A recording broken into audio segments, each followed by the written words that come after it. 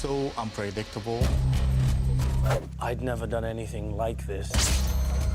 Roller coaster ride in the dark. That scene alone is going to bother a lot of people.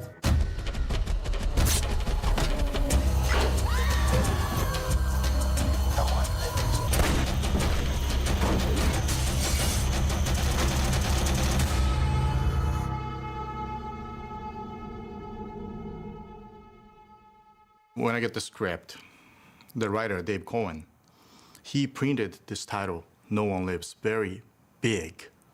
No one lives. And that's very unusual in the Hollywood script. I just loved it.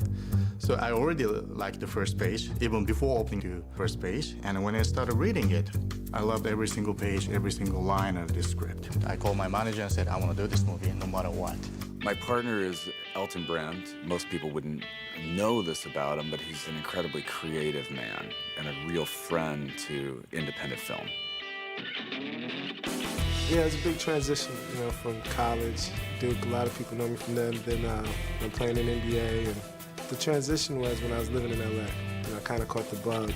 He's a very bright, smart guy that understands, you know, story and structure and what works and what doesn't. What really made me want to make the movie, you know, I felt we could kind of contain it. You know, we didn't need a lot of places to go. You know, on the road, in the streets, a house. We have to leave now! Also, the feeling that I got when I read it, it's like, I wish I could see this. I wish I could be there, because this is an amazing story. Roll, please!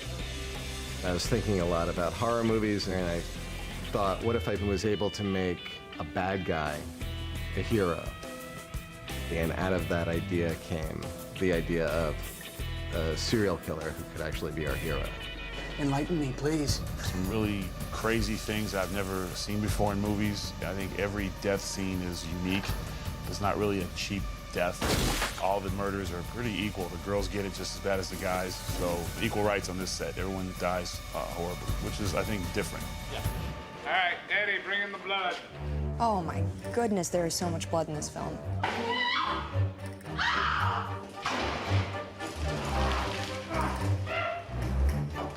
All right, here comes Lake Concentrate blood. Don't be scared. I've been covered in blood since day 2. You know, we're on day 20. Right about there.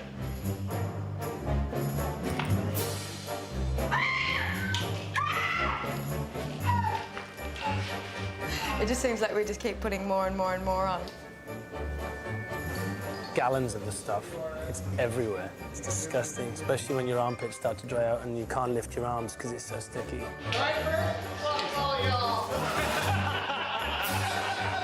It needs its own director chair. Blood in it. Plenty of blood. Backup blood. Big piece.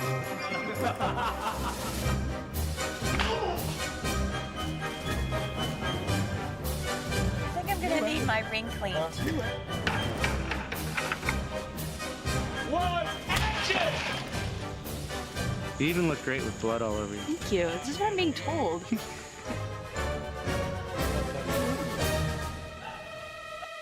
Really? Oh, crap. No. See, they all say I look good, but nobody wants to touch me. When you're making as much blood as we made for No One Lives, which is probably in the 25-gallon range, more than likely you're doing what we did, which is going to Walmart and buying tubs of Caro syrup and food coloring and making the blood yourself. Blood in. But they have different forms of it. So there's like sticky blood, coagulated blood, gloopy blood, blood with bits of organ in it, runny blood, blood for the mouth, blood for the eyes. There just can't be enough blood for Ryuhei. Rob, the pressure is strong enough. That's a leak. I'm talking about the splash. Yeah, I know. Every single day I'm shouting, more blood, more blood. I mean, what's wrong with you guys? I mean, is my English is not good enough? I'm asking simple things, more blood. I wanted this scene to be extremely shocking and disturbing. 4, 5, 6. So the blood wasn't enough. On the second take, I asked tons of blood, but still it wasn't enough. I knew that I have to come back and do this again. What I wanted is the blood hits the daddy and the blood covers the window and hit the wife. I told the special effect guy to aim at mommy's face. Just shoot her with the blood.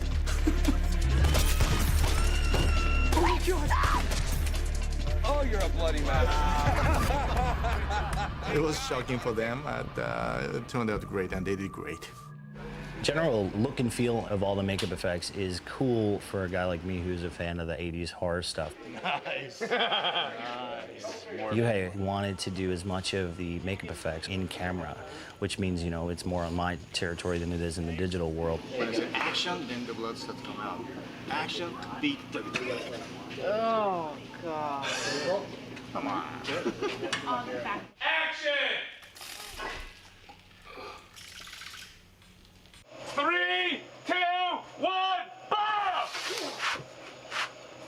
You know, we're going back to a way that the stuff was really invented, and they didn't have digital in the early 80s when they did these kind of movies. They relied on a bunch of takes and guys sitting there squirting blood, and that's kind of what we're doing, so it's a little bit more work. Whatever the easiest way to do things most of the time, that's how we wanted to do it. Going old school. This is like Friday the 13th, 81 style. How they would have approached in the 80s if it means, you know, cutting a hole in a bed and set dressing and putting Denny's body through it. That's an old school way of doing it. You'd probably never do that on a film these days. I have an itch. Yeah. It's a huge challenge, but I like that approach.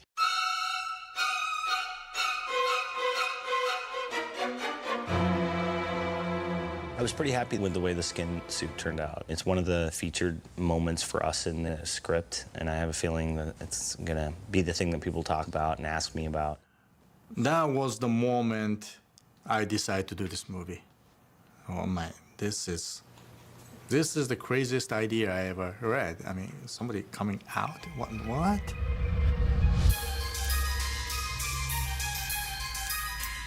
The scene where Driver comes out of Ethan's body was tricky on a lot of levels. On the page, we wondered, could we pull it off? We wondered, could the audience suspend belief that this could actually happen? And how would he get into this body? And then how would he exit the body? So most of the time, the simple thing is the best. So I came up with this idea, was just let's make this big fake body. It's Brodus. They made an entire body of Brodus. A few times I tried to wake him up, and legitimately was like, come on, man, like, please.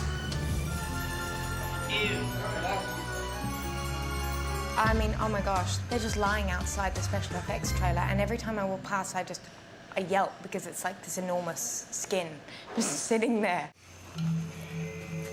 I saw it laying there the other day. As I'm walking up, I was like, wow, it looks so real. And then when I got up next to it, I was like gonna smack it in the face and say something funny. I was afraid it was gonna be like touching a dead body, and I was like, I literally got like the creepies. I was like, oh, I didn't want to touch it. My job is to come up with this idea. Then it's Rob Hall's job. You make the suit. And he did great. That was the best fake body I ever seen. The skin suit is made out of the silicone rubber, and they all have to be photorealistic. And we start with a silicone head, and then we have to painstakingly take a needle and punch in each of those hairs and then shave it. And then painstakingly airbrush, you know, every little detail, all the beard stubble, all the little capillaries, all that stuff is painstakingly airbrushed. And then sent out here, and then no matter how close you get it in the studio, there's always, oh wow, you've been in the sun, and so you're darker, and so we have to make it match a little bit better, and you always have to do a little paint work out here. When I first got chosen for the movie, so we're gonna fly out to LA and we're gonna fit you for a cast. And cast, I thought, was being part of the movie. I didn't know that they meant an actual cast. It's the most claustrophobic, torturous feeling because you're covered and you have two little slits right here for your nose to breathe, and your whole head feels compacted. You had to do a cast of him, and he has to make a certain expression that we sign off on, and then we have to do teeth for him that get put into the dummy later. We had to do his entire arms as separate pieces and his hands as separate pieces, put all that stuff together in clay, and then make, you know, molds off of that. And so he spent a good long time with us. And then we had some prep time. We had a few weeks before it had to be shipped to the set. Then it's all done, and I left, and then one day I walked in the makeup, and I was like, what? I'm here already. You wouldn't have known the difference with the exception of the dead look on his face. That was a great scene already in the script, but how are we going to shoot this? There was a lot of anxiety because what sounds great on paper, executing is not always as easy. And so we didn't know how the bodysuit was going to react and for it not to look clumsy. If you had any questions whether or not our killer was somebody to be reckoned with, he climbs out of a human body. We found out a few things with it. It's pretty heavy. Try to sit up really straight, okay? And 3, 2, 1, sit up. You know, much like when you're doing sit-ups. Sitting up. It's easier if someone holds your feet. And coming out. I have to put weights on my feet so that I could do a sit-up because I was top heavy. I'm putting a sandbag over your foot. Tell me if this one's too heavy. Sandbags over there. Yeah, that's a good thing you work out your abs. Luke has been really excited to be inside of this thing. He's like a kid. How's the breathing in there? It's horrible. Extreme sports, but this This is a little ridiculous. Are you ready? Because this is really great, not nice. It stinks as well. He was covered head to toe in blood. I'm not sure how excited he is now. All right, you ready? I'm pretty sure that Luke Evans was very uncomfortable with all this jelly and blood all over his body, but he did great. Oh my good God. Are we doing the back too? You want the back too? Look at this. Oh my God, this is amazing. Look at that. Oh God, it's not out of my head. That's super slime. That's You know, that's the shot. That's the scene people will remember when they talk about No One Lives. action!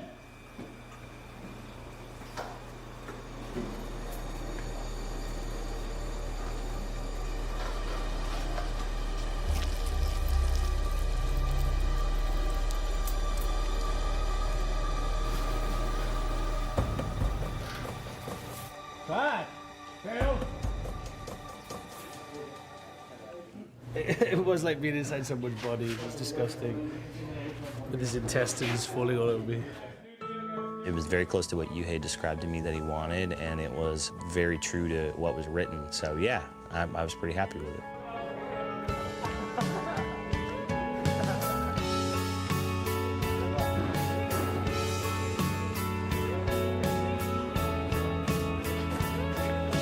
That's disturbing, isn't it? I'm very concerned about his well-being. I want to know where he's going after this. Is he gonna keep working? Is he gonna be the official dead guy in maybe a couple other movies? He's too creepy to have in my house. But then again, if any of us been on a bad date, he would be awesome just to leave there and you could just play an tape and they would not know the difference, you know, because he's Action car! My job and my stunt coordinator, Chris' job, our job is to do something dangerous in safety way. Action! We ended up casting the Emma character at the very last minute. No, the first day was insane. I'd come on board very late in this film and was called on the Thursday, arrived on Saturday, and I was shooting Monday. That's when first time I met her, and next day I was like, I have to put you in the woods, running all day and hang you upside down. We're gonna take her up, folks. Anybody not ready? Even though you're the nicest person, you turn somebody upside down for more than 5 minutes. they're like so angry, so bad mood, and they're about to bite you. And let go of the tree and she'll swing towards it. There you go. Give her one more, Chris. Let her go. Hold on, Pull her. Oh my God, it was horrible. I mean, it was really unexpected because I thought all the blood would rush to my head. And so I was like prepared for that, you know, no, it's fine. But then really the pressure goes to your feet. What we used is an ankle harness. You got to put it on tight. It actually cuts the circulation off to your foot. Because if it's not on tight, it can, you know, slip off and get you up there and drop you. It's just so strange because you're upside down and you can hear one man at the end of the rope going, "Do I drop her?" You know, and the other guy's going, "No, no, no, no, no." And he's like, "What? No, what?" And I'm like, "Did he hear? Did he hear? Don't drop me." She was a great sport because that ankle cuff thing is miserable for anybody. I don't care if they're man, woman, or child, big or small, that is uncomfortable, just bottom line. I was definitely, you know, thrown into the deep end. All right, smoke off. Let's take them up. The wood chipper was something that Lee Tergesen was very apprehensive about.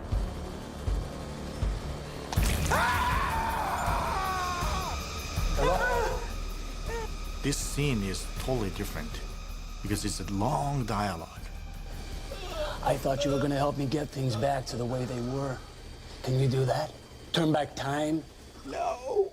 Lee is the nicest person, but of course, again, if you put himself upside down, he's not the nicest person. I told Chris, just make him somehow less uncomfortable because I still need to, you know, bring out his performance. Better, less pain, that, you know, upside This down. is less pain, yeah. Less pain. Like this. Yeah. Then I think this is the way to go. To be up there at this like a 4-page scene. How many are in the house? Do your math, quick. 5. There's 5. And we got a time of where he started to feel like, oh my God, I don't dig this anymore. His time was 3:24. You know, and then you Google hanging upside down, and then you hear some guy like, you know, blood in the brain or something. I don't know. Lee was a real trooper with it. He hated every minute of it. Let's go, let's go. You want to get a top mark too, right? Huh? Yes. Yeah. Come on, come on, come The on. hero one. Now it's... Ready, and shut the fuck up! Action! It's obvious he was in a bad mood. I didn't write the script that it says it's upside down, so I had to do it. You laugh because you can't believe what's come off the page is as accurately portrayed when it actually is done for real. Slowly the brain starts, you know, bang, bang, bang, and then you can't remember your line and you're upside down and you're like, oh my God, I'm gonna die up here. Anyway. Woo! Yeah. No, an action of waking up. Yes. The first couple times you do it, you have a good amount of stamina in the beginning. The last few times I was going up there, it was immediately uncomfortable, but I ended up with like a headache and I was sort of nauseous at the end. This one shot, tight shot over Lee to Luke, is like one of my favorite shots of the entire movie. It's so intense because Lee was intense and he was very uncomfortable, so he was angry. Your best? Fuck you. Because The emotion going on between Driver and Lee was the great shot. Hello, what's up? How you doing? I'm WWE superstar, the Funkasaurus Brodus Clay. Funky up in here.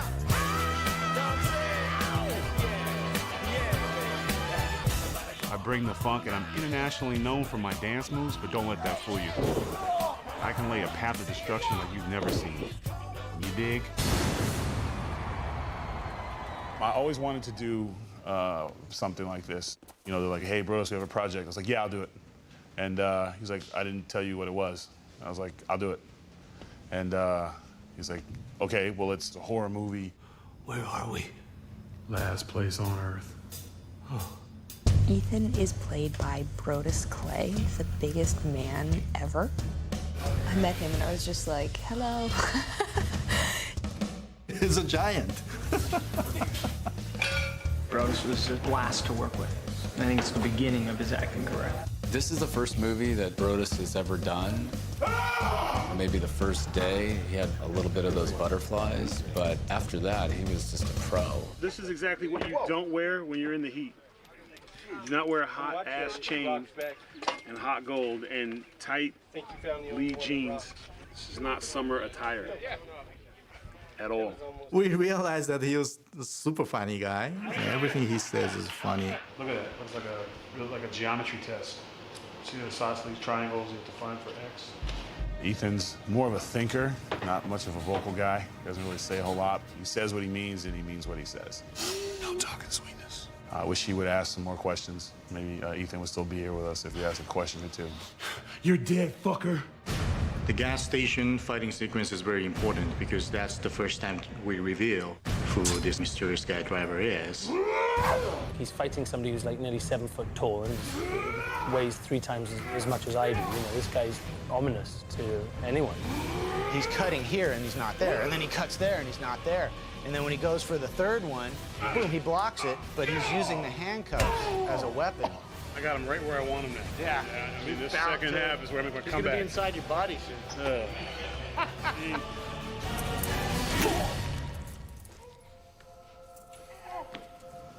He looks me pretty bad. I don't think I got anything in. And it's just funny, because he has to walk the streets. And, you know, this little guy, Luke Evans, took out Brodus Clay. Apparently he knew karate. He didn't disclose that before the fight. Would have changed my style significantly. He's a dirty fighter, so I'll probably get like sympathy from the audience. They'll forget that like I kidnapped a girl and was going to cut her throat. He like hits me in the nuts twice. Poor Brodus took a lot of shots to the family jewels that night. It was covered in like 44 different setups.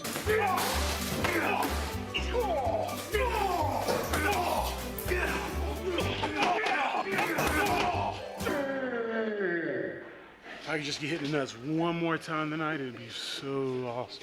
Being a sports entertainer, we're a little tougher than the average actor. So I was like, just have him kick me. You know, it's no problem. So you don't mind if I give it the full? Fucking kick me. And then continue the scene in this direction. What's the worst that happen? I fall down and I look hurt? Yeah, and then you just say... Which is what I'm supposed to be doing. You won't have to... I won't snap, put you through the wall, I promise. And, you know, 1 through 20 really wasn't a problem. 20 through 30 started getting a little rough. At this point, I got nothing left. I'm beat. Director Ryuhei, I'm actually a fan of his. He did my favorite Godzilla movie, which is Godzilla Final Wars, which was on my iPod. So when we met that day, we didn't talk much about the movie. We talked about Godzilla. Action sequence and action movie I made when I was in Japan brought me all the way here. When Ryuhei describes his visual style, he's very physical about it. He becomes the camera. And I think when he's talking about fight scenes, he also embodies all the characters at once. There's a line. Ryuhei doesn't want to repeat anything he's done or some other director has done, and he just wants to raise the bar.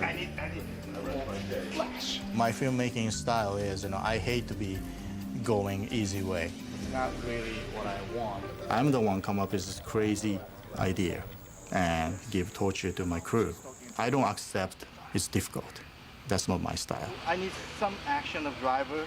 I know it's difficult. If it's easy, why am I doing this? I came all the way from Japan to make this movie, right? Hold the gun, turn around. Try to push him. Yeah, that's, yes. Yes. And that's dialogue? I'll look. No dialogue. Okay. And then you go for the gun. That's what. I see. Yeah. If we want to go easy way, you know, just don't do a movie with me because I'm not like that. The junkyard fight was very challenging. Just sort of like a car maze. In the end, it is a fight between driver and this another ultimate evil win. Climax is the most important part. I gave a hard time to my stunt coordinator, Chris. He came up with the idea, and I said, no, I don't like it. And he tried something else, and I said, I don't like it. Anybody you guys know something better than that? Don't you want the armbar? No, I like it, but there's got to be some little more, you know, it would like more unique, the armbar. Ryuhei and I had to go through that fight. We we're just brainstorming, and, you know, it gets bigger and bigger as Ryuhei's mind goes crazy. How about this? I bring him down, I go like this, I do a triangle choke. Triangle choke. That's closer, but what I'm talking about is something more unique. Because something that we haven't seen that often. I was fighting with Chris. No, this is what I want. This is what I want. That's what I like. I want more. Finally, I said, yes, I like it. It was like the day before we started shooting. So I gave a lot of pressure on Chris. More like boom, boom. Not like that. You try to understand what they want within the director's vision. Not like that. More like that. I've been telling Chris that no, you're gonna do the best job, and this is gonna be my best action sequence. This is not an action movie, but if I do the action sequence, it has to be best. I've never met a director that fought for a picture as much as this guy does. The fun part of the filmmaking is you can experience something you can't experience in real life. So I'm not that interested in doing, ordinary people love affair or something, because I prefer to do that in my life than make movie of it, right? Maybe when I get old, but for now, the fun part of the movie making is the fantasy for 90 minutes, 2 hours. Having the movie finished, that's the best feeling for me. You take something from a script, which is some paper, and you see it coming to fruition. I feel good when I see that happen. Faster dolly. It's a really special project for me because we started from the beginning. It's so gratifying having watched this thing unfold. My intention in writing this film was to create a character that audiences want to come back to. So what I'm hoping is they're so in love with this character that they kind of shouldn't be in love with, then they'll come back for more and more and more of Driver. I think audiences will enjoy this movie because there is no good guy. It doesn't wrap up with a little bow at the end. I hope audiences check out for a little bit and watch some cool deaths and forget about their own problems for a little bit and squirm a little bit and think that we're all sick bastards. That's really what I want. You'll be in suspense, you'll be excited, you'll be confused at how twisted this type of love is, and, I think you'll yelp and scream a lot. I would like this movie to be remembered as just going for it. As a good piece of horror classic. To be seen as beautiful and horrific at the same time, to have that dichotomy. I'm hoping it has its own following. I'm trying hard to make this movie to be the future classic, so that audience, fans, after 10 years, 20 years, still will be talking about. And some producers doing the remake of No One Lives after 10 years, 20 years. That's the movie I want to make.